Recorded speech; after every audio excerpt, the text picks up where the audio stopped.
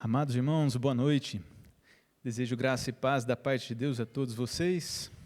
Nós chegamos agora ao momento do ensino da palavra de Deus. Para isso, abram suas Bíblias em Mateus.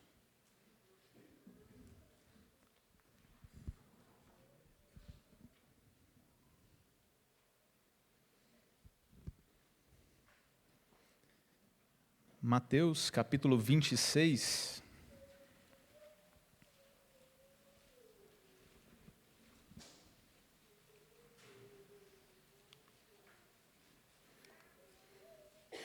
Nós estamos em uma série de mensagens bíblicas a respeito das doutrinas católicas, apostólicas, romanas. E hoje teremos um assunto de igual importância comparado com as Escrituras Sagradas, a nossa regra de fé e prática. Nós vamos hoje, então, ao texto que está em Mateus, capítulo 26, nos versículos 26 a 28, está escrito, acompanhe com fé a leitura da palavra de Deus. Enquanto comiam, tomou Jesus um pão e, abençoando-o, o partiu e o deu aos discípulos, dizendo: Tomai, comei, isto é o meu corpo. A seguir, tomou um cálice e, tendo dado graças, o deu aos discípulos, dizendo: Bebei dele todos, porque isto é o meu sangue, o sangue da nova aliança, derramado em favor de muitos, para a remissão de pecados. Até aqui a leitura da palavra de Deus. Oremos. Senhor nosso Deus, te damos graças por esta noite de oração, de ensino da sua palavra. Assim como sabemos que o Senhor ouviu as nossas orações por intermédio de Cristo, rogamos agora, fale conosco por causa de seu Filho. Nós te pedimos, ó Deus, que o seu Santo Espírito aplique a sua palavra aos nossos corações. Ó Deus, abra o nosso entendimento, dá-nos discernimento, para que possamos distinguir a verdade do erro, que possamos ser uma igreja treinada em olhar para as suas Escrituras e obedecer somente a sua voz, o nosso pastor falando com a sua igreja. Pedimos isso, então, em Cristo Jesus. Amém. Os irmãos podem se assentar. Nós lemos, então, o texto que está em Mateus, capítulo 26, conforme ali projetado. E o assunto da aula de hoje é a transubstanciação e a ceia do Senhor, a verdadeira ceia do Senhor. Mas antes, podemos relembrar um pouco aqui da história da igreja. Em meados dos anos 1400, existiu um homem chamado Jan Hus, um homem bastante conhecido por ser um pré-reformador, ter vivido antes de Lutero e ali ter antecipado, então, algumas coisas a respeito do combate às heresias da igreja medieval. Jan Hus, esse homem, então, que denunciava os erros da igreja de sua época, ele foi duramente perseguido justamente por defender a verdade. E o que nós sabemos da história é que Jan Hus ele foi condenado à morte, sendo morto em uma fogueira. Não muito tempo depois, os seus seguidores, conhecidos como hussitas, dado o nome de Jan Hus, eles precisaram defender-se de modo militar, armados. E eles escolheram para si um brasão que levava a imagem de um cálice. Nós temos ali isso ilustrado, projetado aqui diante da igreja. Os hussitas, que também foram conhecidos como ultraquistas. E a imagem do cálice era justamente porque percebiam um erro na igreja da época. E o erro era que o cálice, daquilo que deveria ser a ceia do Senhor, o cálice ficava restrito apenas ao celebrante. O povo comum não participava do cálice, apenas de um dos elementos. E embora esses homens ainda não tivessem entendido a totalidade do significado da ceia do Senhor, já tinham percebido ali um dos erros. A ceia sendo celebrada, ou que deveria ser a ceia, apenas com um dos elementos. E essa história, como dissemos, faz muito tempo, 500 anos, na verdade, pouco mais de meio século. E, para nossa tristeza e surpresa, ainda agora, depois de 500 anos, ensinos errados a respeito da ceia do Senhor são propagados pela doutrina católica apostólica romana. Daí o assunto da nossa aula de hoje, como já dissemos, transubstanciação e a verdadeira ceia do Senhor. Transubstanciação, como veremos, o erro católico, e a verdadeira ceia do Senhor, a qual nós vamos aprender, relembrar mais uma vez, e agora em comparação com este ensino católico. Isso vai ser de especial importância para você que um dia já frequentou a Igreja Católica. Você poderá dar graças a Deus por ver de onde o Senhor te tirou, de um ensino errado, contrário às Escrituras. Você poderá ficar ainda mais agradecido a Deus por isso. Mas também é uma forma de cada um de nós ser preparado para anunciarmos a verdade de Deus.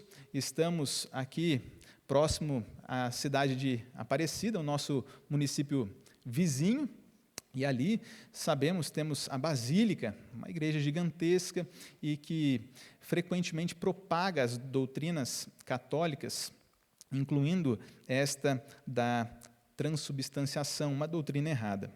Mas nós vamos então, com a graça de Deus, aos poucos, olhar para esses assuntos relacionados à transubstanciação. E nós veremos aqui, a partir de 3 pontos. Primeiro, algumas definições. O que é, então, a doutrina da transubstanciação? Nós vamos olhar isso a partir de um documento católico mesmo. E a definição também daquilo que é a verdadeira ceia do Senhor. Depois disso, num segundo lugar, faremos 7 comparações. E é aqui mesmo que nós vamos dedicar o maior tempo do nosso estudo de hoje, a essas comparações.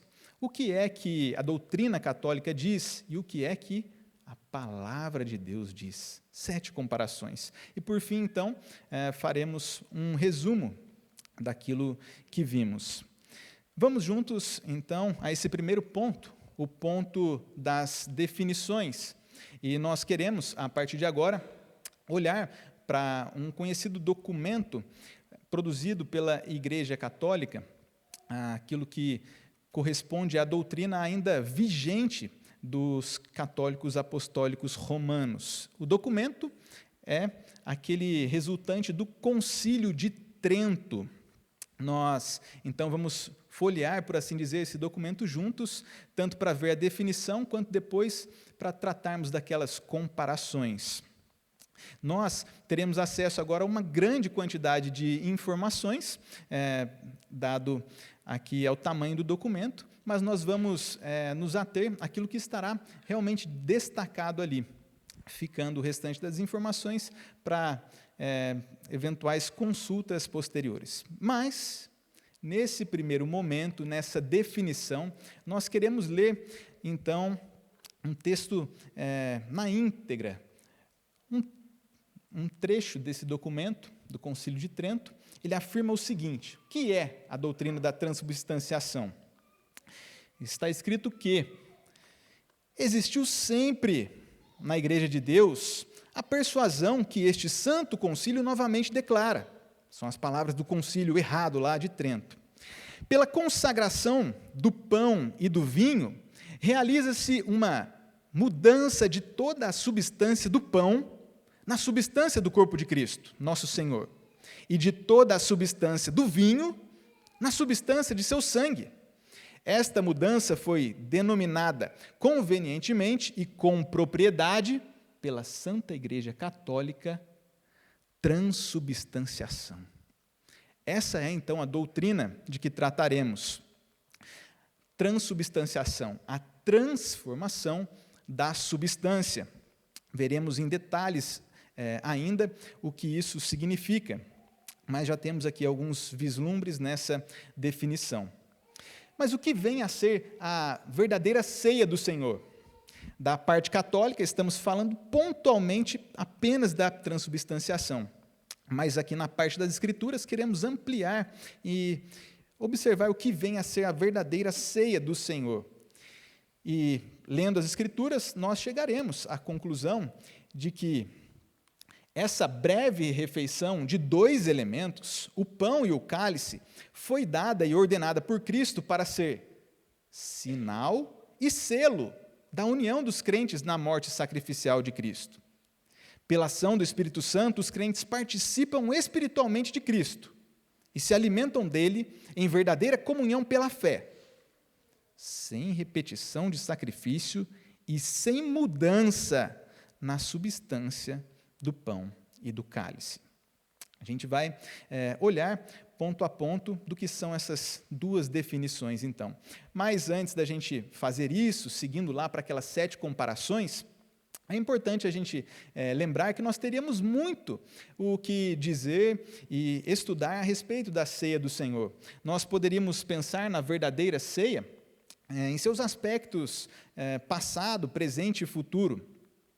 Até uma certa medida, todos os cristãos fiéis e protestantes concordam que a Páscoa, em alguma medida, como disse, foi a prefiguração da ceia do Senhor.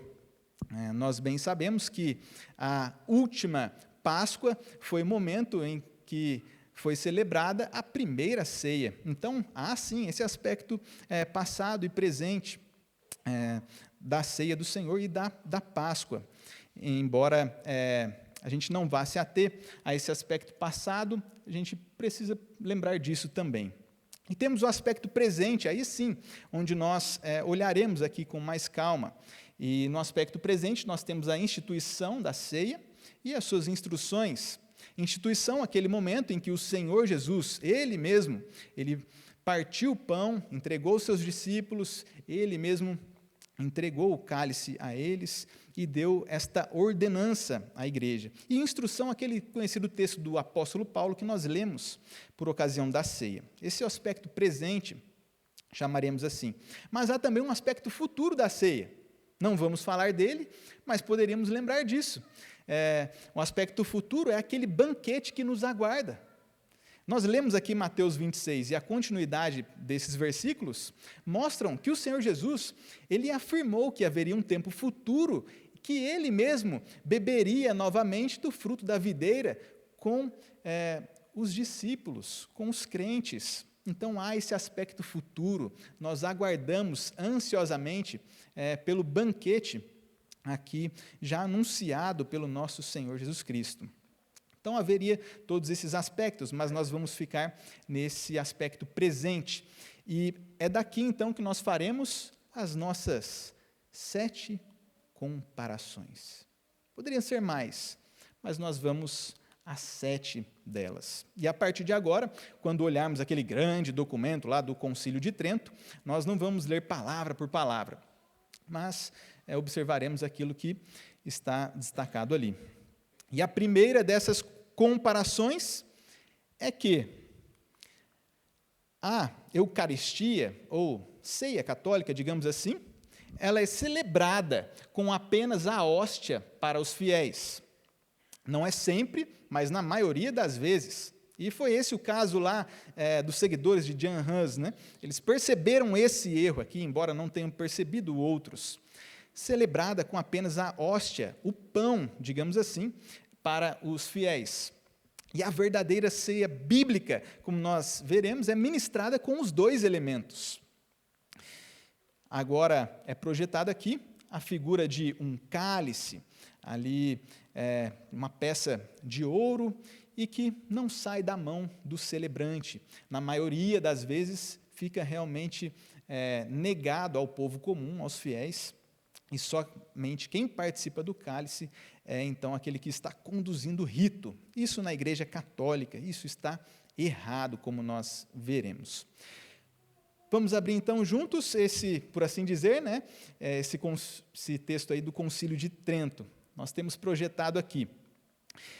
Diz um trecho do documento: tampouco se conclui corretamente do sermão do capítulo 6 de João que seja ordenada pelo Senhor a comunhão sob ambas as espécies.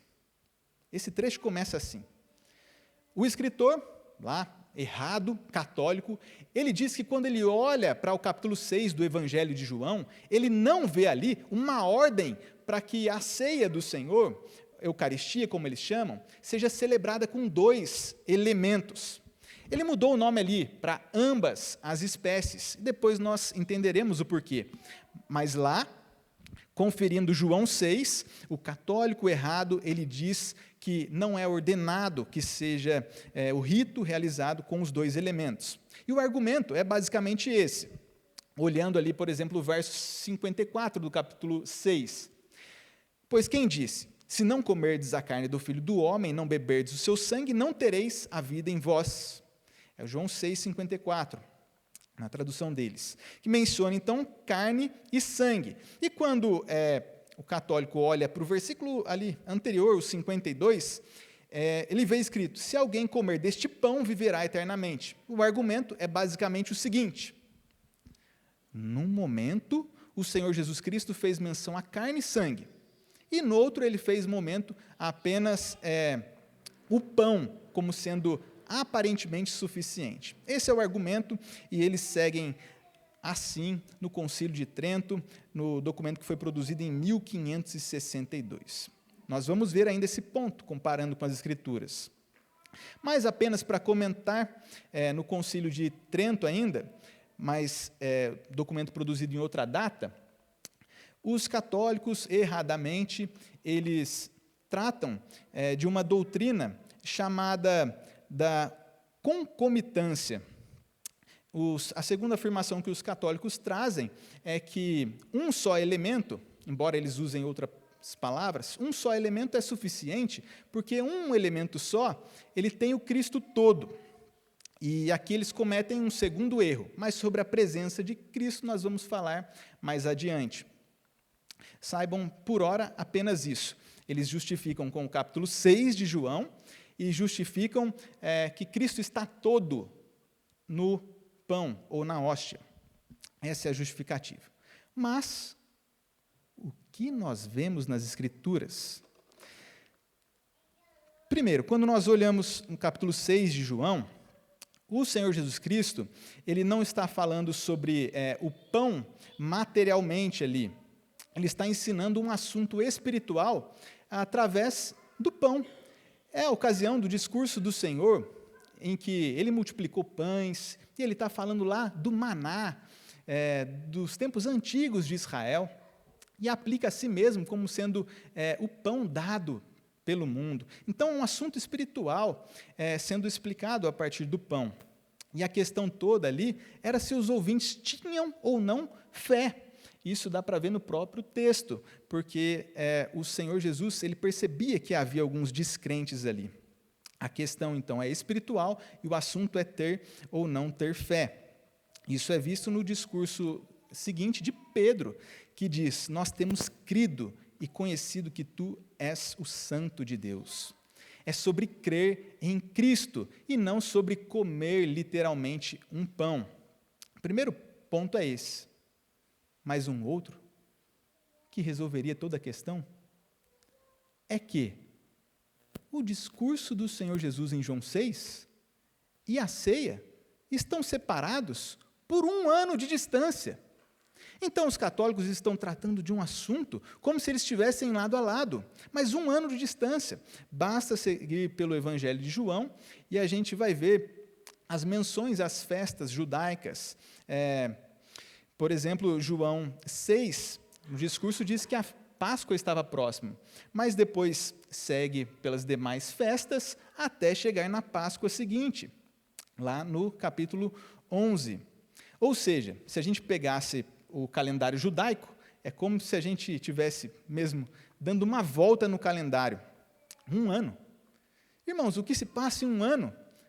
Inverno mudando para verão, a colheita já é diferente, é outra safra de alimentos. Um ano de distância. Não só, então, há essa distância temporal, mas há também a distância do assunto. Não é da mesma coisa que o Senhor Jesus está tratando nesse discurso de João 6 e lá no discurso da ceia. Então, o que nós concluímos das Escrituras a respeito dessa comparação é que o pão aponta para o corpo do Senhor Jesus e o cálice, o conteúdo, para o seu sangue. São duas coisas distintas e não a mesma. Isso fica muito claro no texto de 1 Coríntios, quando diz que o pão, ele aponta para o corpo, né? Isto é o meu corpo, e depois, igualmente, também o cálice, como apontando ali para o sangue do Senhor Jesus, a nova aliança. São duas coisas distintas, e os católicos confundem isso. Nos escritos deles, eles concluem que podem celebrar com apenas um elemento. Comparação número 2. Para eles, o pão deixa de ser pão, mas nas Escrituras, o pão continua sendo pão. Olha só que curioso. Aqui nós temos o que eles chamam de patena de comunhão. É um prato, às vezes com esse cabo para ser segurado, às vezes não. Temos, então, esse prato justamente porque o pão não é mais pão. Na mente deles, se cair um farelo no chão, aquilo não é pão. O que será que é? Vocês se lembram da definição? Por isso esse cuidado todo. Então, não pode cair farelos, mas também o líquido não pode se perder ali no momento em que o celebrante for beber o líquido do cálice. E por isso, por um bom tempo, eles usaram esta fístula, uma espécie de canudo, foi usado para beber, então, o conteúdo do cálice. Tudo isso para que não houvesse chance de derramamento. O que eles escreveram a respeito disso? O pão deixa de ser pão. Se alguém negar mudança de toda a substância do pão e de toda a substância do vinho, e permanecendo só as espécies, seja anátema, amaldiçoado. Ou seja, para eles, não só a doutrina deles é verdadeira, como, se formos contrários ao que eles escreveram, devemos ser amaldiçoados. O pão não é mais pão e o vinho não é mais vinho, em resumo. Mas eles erram aqui, uma vez mais. Se nós olharmos para Lucas, quando trata desse assunto, Lucas, ele registra aquilo que o Senhor Jesus escreveu. Isto é o meu corpo. Mas nós vemos nas Escrituras que existe um uso representativo do verbo ser. Isto é o meu corpo. Lucas, por exemplo, no capítulo 8, 11, escreveu: a semente é a palavra de Deus. Não houve transubstanciação ali, era uma parábola. Então, são textos diferentes, linguagens diferentes e precisam ser compreendidas. Quando o Senhor Jesus ele instituiu a ceia, ele estava ali corporalmente dizendo: isto é o meu corpo, o que já indicava que esse verbo ser, é o meu corpo, deveria ser lido de outra forma representativa. Olha um texto também bastante conhecido das Escrituras. Jesus disse: eu sou a porta das ovelhas.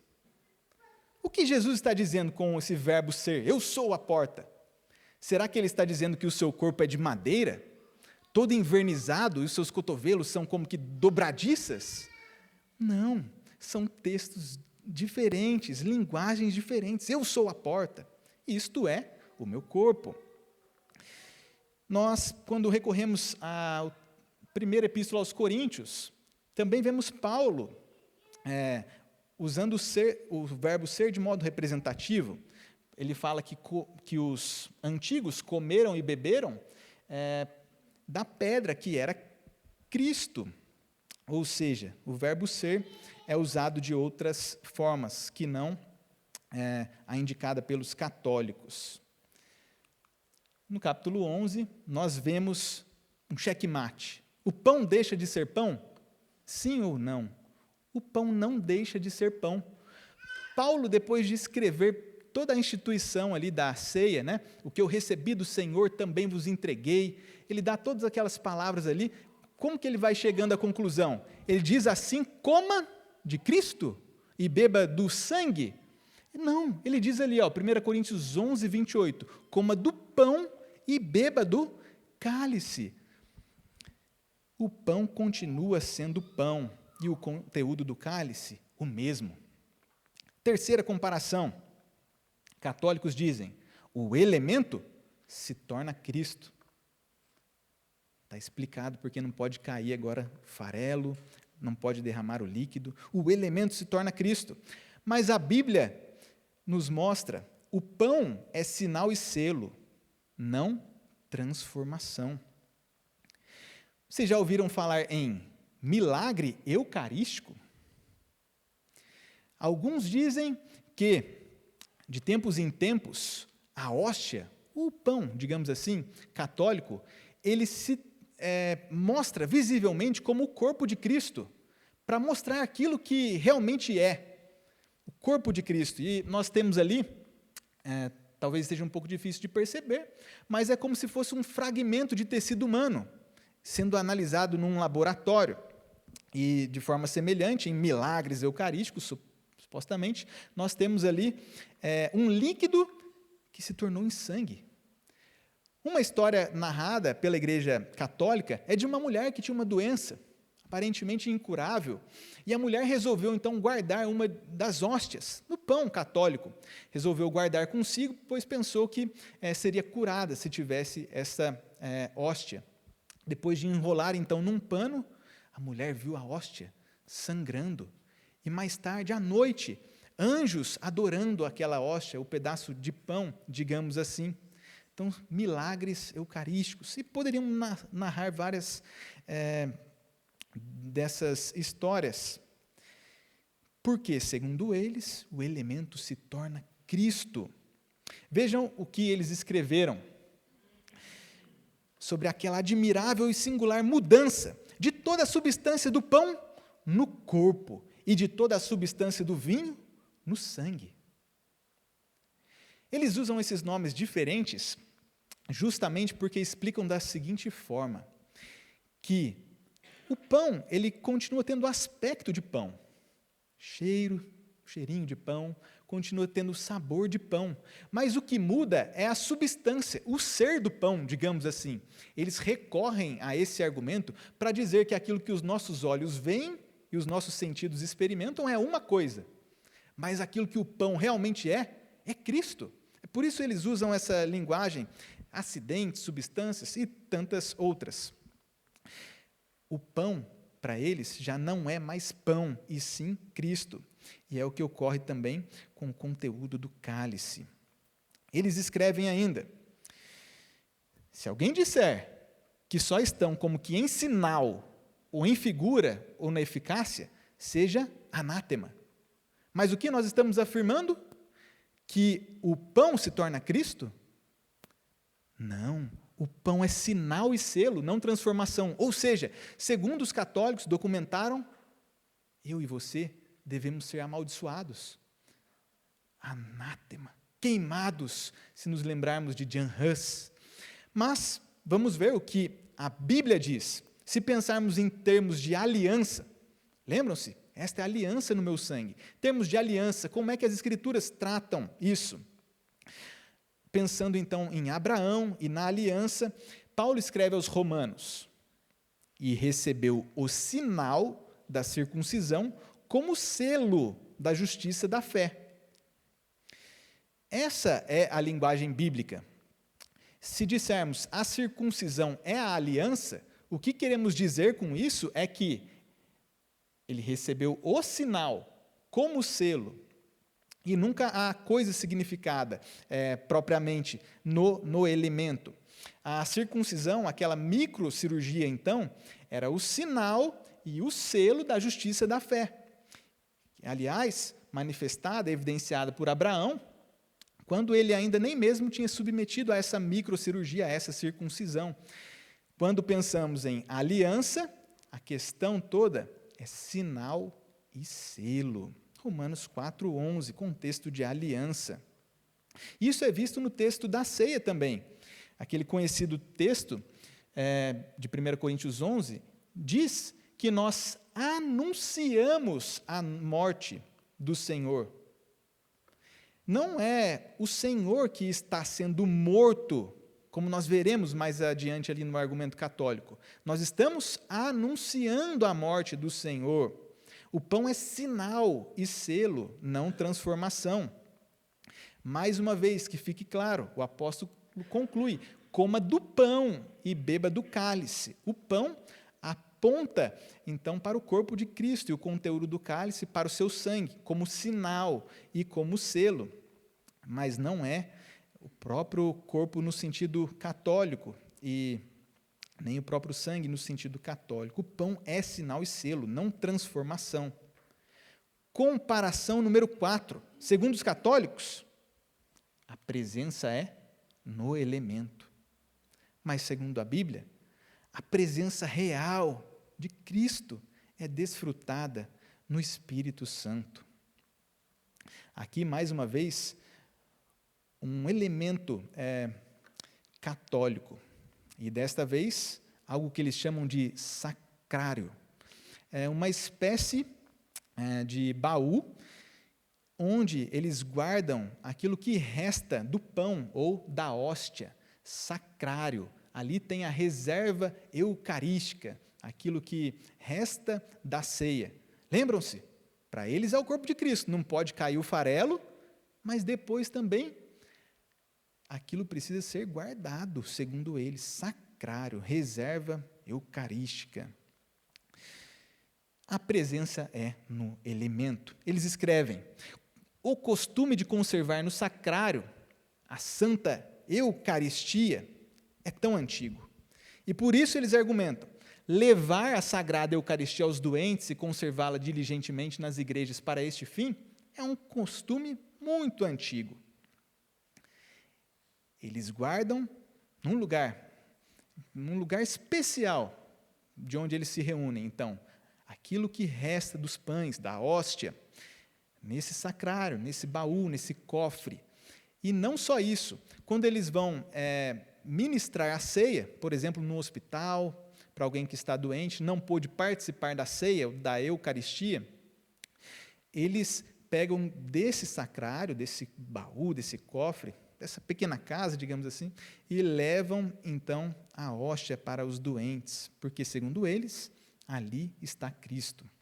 Eles usam o termo Eucaristia para referir-se supostamente à ceia. Eucaristia é a palavra grega que aparece no texto bíblico mesmo, quando diz, e tendo dado graças, Eucaristia. Obviamente que ali trata-se então da ação de Cristo dar graças, e não do nome em si.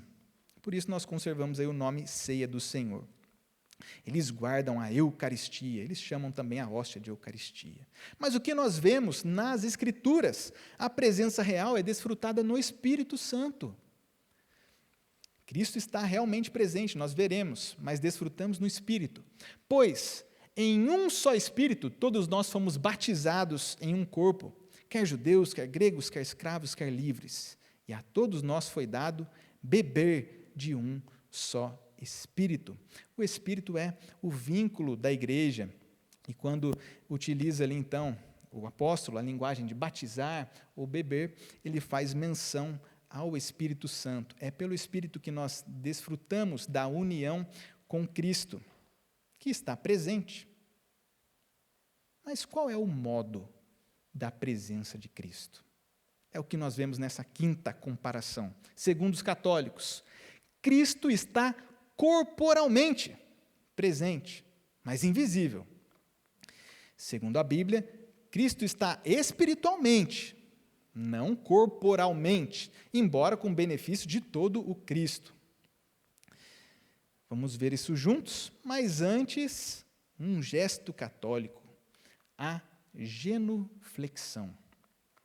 embora a imagem tenha sido intencionalmente gerada artificialmente ali, esse é um gesto católico, genuflexão, é uma espécie de ajoelhamento, um ajoelhamento especificamente guardado para o sacrário. Lembram-se daquele cofre? Então, os católicos, eles se ajoelham desse modo específico, em adoração, em reverência ao sacrário, onde fica então a reserva ali dos pães, das hóstias. Genuflexão. Segundo eles, Cristo está corporalmente, mas invisível. Escrevem: debaixo destas espécies está Cristo todo inteiro, presente na sua realidade física, mesmo corporalmente.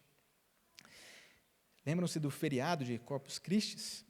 Então, eles afirmam que na hóstia, no pão, Cristo está corporalmente presente, Cristo todo inteiro, é a afirmação deles.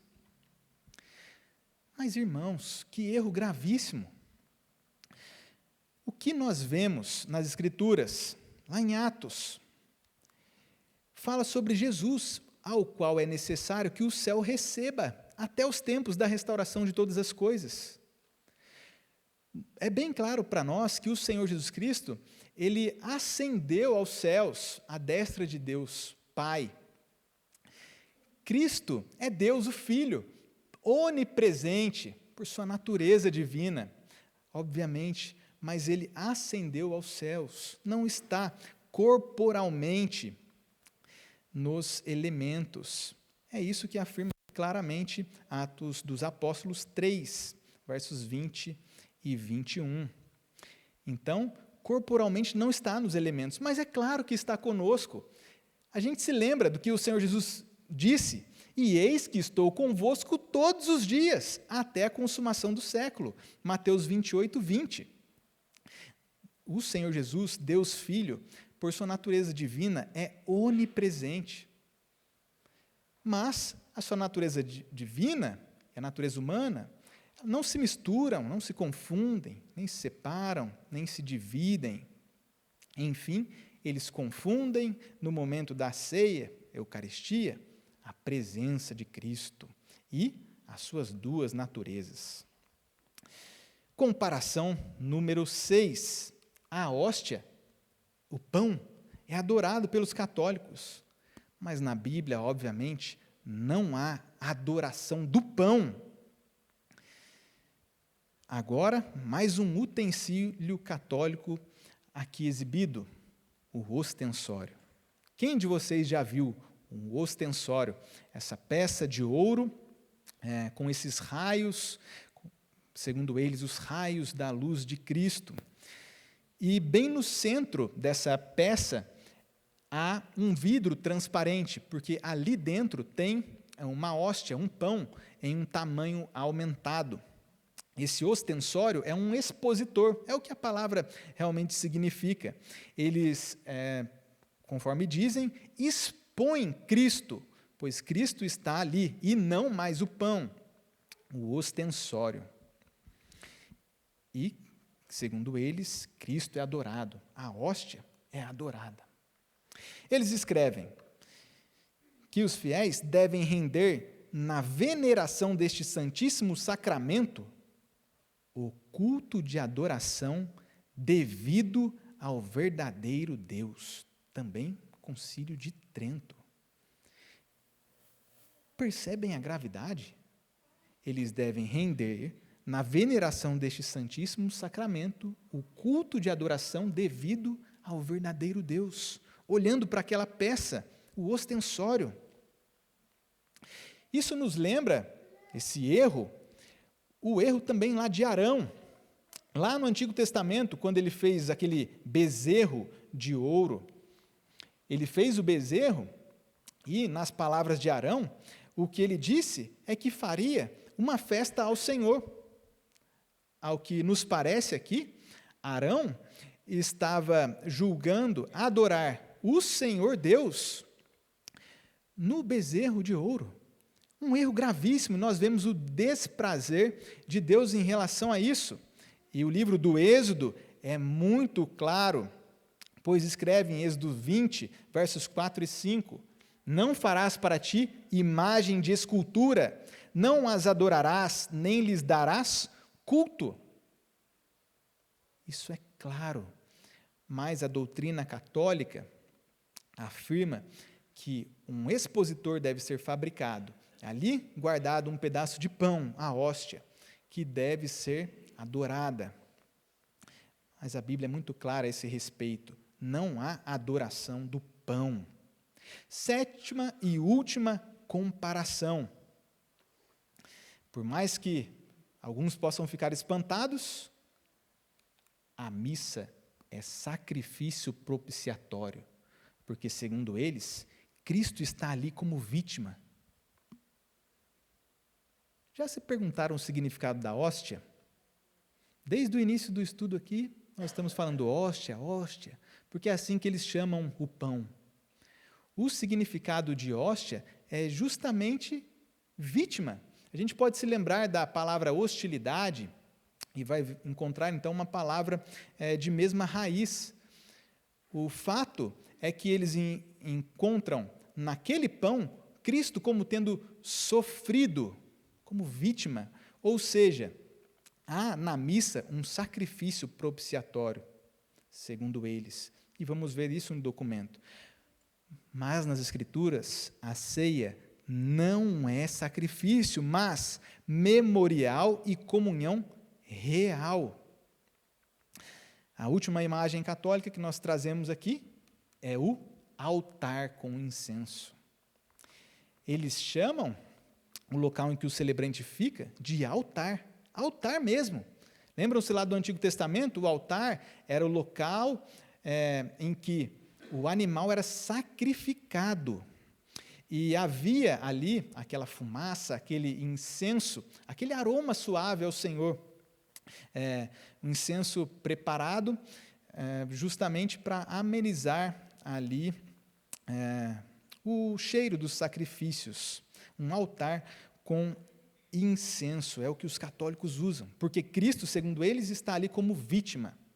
Eles escrevem: na missa é oferecido a Deus um sacrifício verdadeiro, real e propiciatório pelos vivos e pelos defuntos.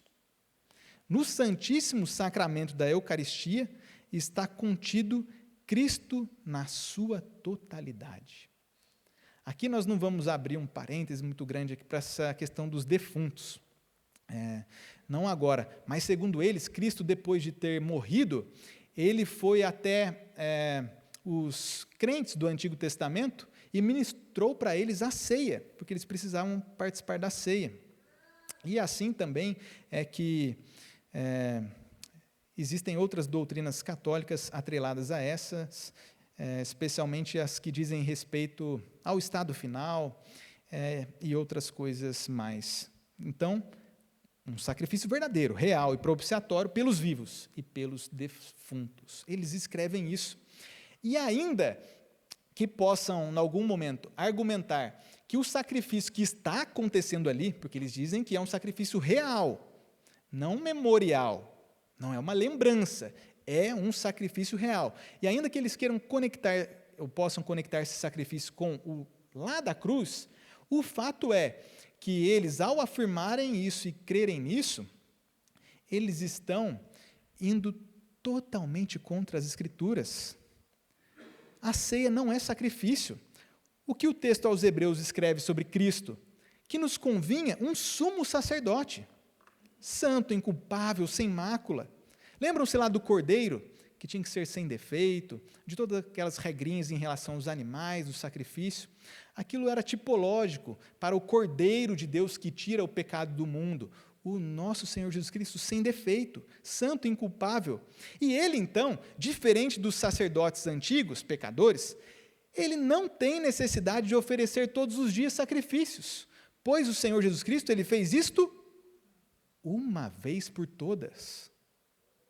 Não acontece um sacrifício na ceia do Senhor, uma vez por todas. E essa frase aparece em Hebreus ali, capítulo 7 e outros mais, uma vez por todas. Capítulo 10, verso 14 diz: porque com uma única oferta aperfeiçoou para sempre quantos estão sendo santificados. E se nós queremos, então, ter a nossa fé fortalecida e sermos santificados em nosso dia a dia, nós devemos olhar para esta única oferta, uma vez por todas. O que Paulo escreve nas instruções da ceia é bem claro: fazei isto em memória de mim. São as palavras do Senhor registradas por Paulo.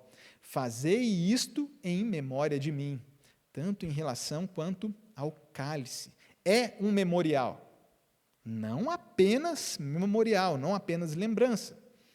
É comunhão real, como veremos, mas é sim lembrança também. Não acontece um sacrifício na ceia.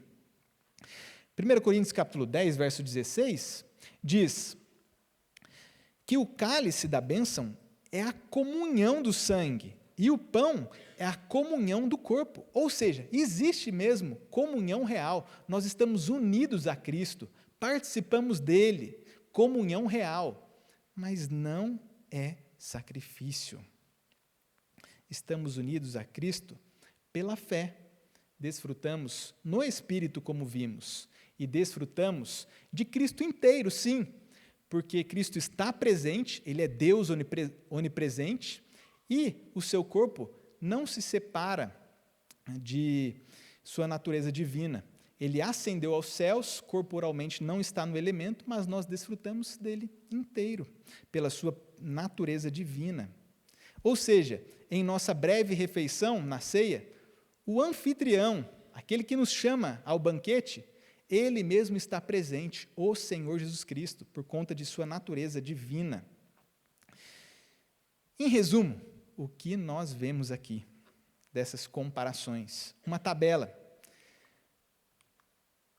segundo o catolicismo, e ao lado, a Escritura Sagrada. Católicos, celebrada com apenas a hóstia para os fiéis. A verdade é que é ministrada com os dois elementos. O pão deixa de ser pão, eles dizem, mas segundo a Bíblia, o pão continua sendo pão. Segundo eles, o elemento se torna Cristo, mas a verdade é que o pão é sinal e selo, o cálice também, e não transformação. Católicos dizem, a presença é no elemento, e nós vemos nas Escrituras que a presença real é desfrutada no Espírito Santo. Eles dizem, Cristo está corporalmente, mas invisível. As Escrituras, Cristo está espiritualmente, não corporalmente, embora com benefício de todo Cristo. Para eles, a hóstia deve ser adorada, mas nós claramente não devemos adorar o pão. Eles fazem na missa um sacrifício propiciatório, e Cristo é a vítima. Mas o que nós vimos é que a ceia não é sacrifício, mas memorial e comunhão real. Amados irmãos, essa breve refeição, a ceia do Senhor, é sinal e selo. Nós participamos espiritualmente de Cristo. É verdadeira comunhão pela fé. E a ceia do Senhor é assunto sério. Daí nós incluirmos este assunto aqui nessa série de mensagens a respeito dos erros da doutrina católica e a verdade das Escrituras. No início falamos de um episódio lá de Jan Hus, agora de um outro reformador. Um episódio conhecido como o proteger da mesa. Nós teremos ali uma imagem, mas acredito que por incompatibilidade não apareceu. O proteger da mesa. A história conta que houve um episódio em que um dos reformadores se colocou à frente da mesa da ceia, entre a espada de alguns homens e os elementos, arriscando a própria vida, justamente porque tinha que proteger a mesa. Participar da mesa do Senhor sem discernimento, por exemplo, nós vemos, é ser colocado como réu do corpo e do sangue de Cristo. É coisa séria a ceia, por isso a mesa deve ser protegida. E é por isso que os pastores aqui, a cada ceia, avisam aqueles que podem e devem participar. A mesa deve ser protegida. Então, um dos reformadores colocou-se entre a mesa e a espada, corajosamente, porque sabia que os homens que ali estavam, eles eram pecadores não arrependidos. Esse foi mais um dos episódios, e dessa vez o reformador era o João Calvino. Proteger da mesa, da profanação, mas também proteger aquele que quer participar. Vocês se lembram lá do trecho que diz: quem come e bebe sem discernir o corpo, come e bebe juízo para si. Quando o pastor avisa aqui sobre a ceia do Senhor, quando a verdadeira ceia é ensinada, os participantes, ou aqueles que almejam participar, são protegidos. Porque, em vez de beber um cálice de bênção, beberiam um cálice de juízo, se não participassem do modo correto. E uma última implicação. Como é que nós devemos participar da ceia, então? Tendo observado todo este ensino aqui a respeito da ceia do Senhor, na próxima e nas demais ceias, nós somos convidados a olhar para o que Cristo fez, olhar ao redor, olhar para o futuro, aquele banquete prometido, e essa é a aplicação final. Vejamos isso de modo escrito. Para onde é que a gente deve olhar, hein, participando da ceia? Ao participar da ceia do Senhor, faça sincero exame de si mesmo diante de Deus Pai. Olhe para o próprio coração. Lembre-se do sacrifício de Cristo na cruz, anunciando a sua morte com sinais visíveis da graça da aliança. Olhem para a cruz, mas olhem também, meus irmãos, ao redor, uns para os outros, para esses que compartilham da mesma refeição. Desfrutem da presença de Jesus pela fé, sendo fortalecidos pelo Espírito Santo com o selo da comunhão. E mantenham alegre expectativa pelo retorno do nosso Salvador. Essa é a verdadeira ceia do Senhor, sinal e selo da aliança de Deus. Nela, nós juntos participamos de um só corpo, um só pão, porque somos um só corpo em Cristo. Ele que ofereceu de uma vez por todas o seu corpo para a remissão dos nossos pecados, para a nossa santificação. O nosso estudo chegou ao fim e nós vamos dar graças a Deus pelo que aprendemos. Oremos. Senhor nosso Deus, nós te agradecemos por aprender de Ti. Te agradecemos por este sinal e selo da nossa união com o Senhor Jesus Cristo. Damos graças ainda pelo Seu Santo Espírito, o vínculo desta igreja local. Agradecemos por termos sido treinados. Agora ajude-nos, ó Pai, a participarmos da ceia sempre com discernimento, com contrição, confissão dos nossos pecados, ó Deus. Nos ajude a participarmos com a devida reverência, mas também com a alegre expectativa do retorno do Senhor, anunciando a sua morte até que Ele venha, que possamos proclamar, ó Deus, uns aos outros, que somos distinguidos do mundo, porque participamos de Cristo, e é em nome dEle que nós oramos. Amém.